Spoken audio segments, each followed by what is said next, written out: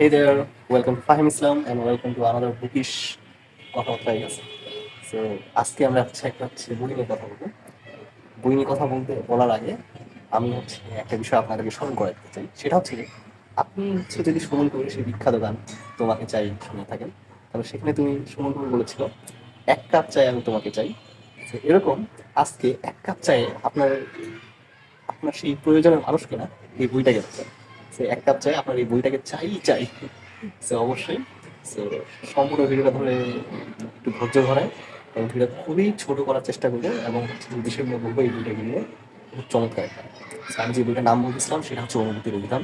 কারণ বইটা শুনে চলে যায় না। বইটা আমি কেন পড়তে বলতেছি আজকে এটা নিয়ে আলোচনা। যেহেতু সামনে বইমেলা আসতেছে, পরে এটা ডিসেম্বর চলতেছে, ডিসেম্বরের পরে আমাদের কাঙ্ক্ষিত 1 মাস পরে সেই বইমেলা, যেখানে আপনার বইয়ের বিভিন্ন লিস্ট করে রাখতে পারেন। পুরোনো বইয়ের মধ্যে এই লিস্টে আপনি এই নামটা রাখতে পারেন যদি কোনো পুরোনো সালের বই পড়ার চিন্তা করেন।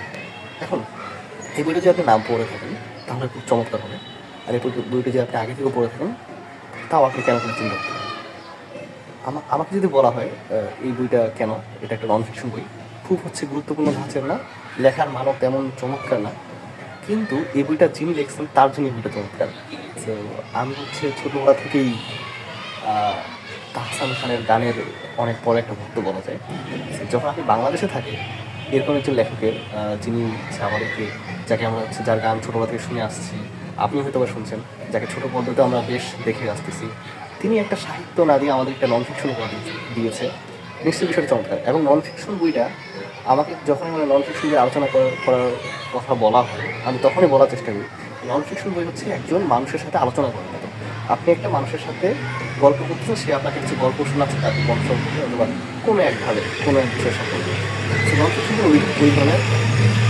নন ফিকশন একটা মানুষ তার জীবনে যে অভিজ্ঞতা আছে এগুলোকে এক জায়গায় করে বলার চেষ্টা করে। এবং যখন আমরা হাসান খানের মতো একজন লেখক আছে, তিনি তার সারাদিন চমৎকার আমাদেরকে কিছু গান উপহার দিচ্ছে এবং তার জীবনকে নিয়ে আমরা সবসময় গসিপ করার চেষ্টা করি। আমার মনে হয় এই বইটা পড়লে আপনার ভালো লাগে। তিনি যখন দেশের বিষয় শেয়ার করতেছেন, তিনি যখন তার ব্যান্ডের কথা শেয়ার করতেছেন, তিনি যখন শেয়ার করার চেষ্টা করতেছেন যে আপনি কীভাবে ভয়কে বিষয়টা দেখবেন, তিনি কীভাবে ভয় পেয়েছিলেন, সেই বিষয়গুলো অবশ্যই চমৎকার একটা গসিপের একটা অংশ পড়ে যায়। সো হ্যাঁ, এই বইটা আপনি অবশ্যই পড়ার চেষ্টা করেন এবং সেখানে 26টার মতো অথবা 21টা, আমি আর নাম্বারটা মনে এই মুহূর্তে, কিন্তু তিনি স্টোরিগুলো শেয়ার করার চেষ্টা করেছেন এবং তিনি আরও শেয়ার করেছেন তিনি কীভাবে একটা গান লেখেন।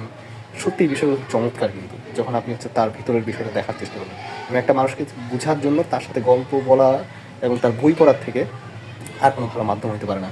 সো অবশ্যই আপনি তাহসানের ফ্যান হয়ে থাকেন, আপনি আলো প্রেমাতাল এই ধরনের গান শুনে থাকেন, আপনি যদি বাংলাদেশের ছোটো পর্দা নাটক দেখে থাকেন তার, তাহলে বইটা অবশ্যই আপনি আপনার কেনার লিস্টে রাখতে পারেন। সো দেখা হবে আপনাকে আরেক ভিডিওতে। ততদিন পর্যন্ত টেক কেয়ার।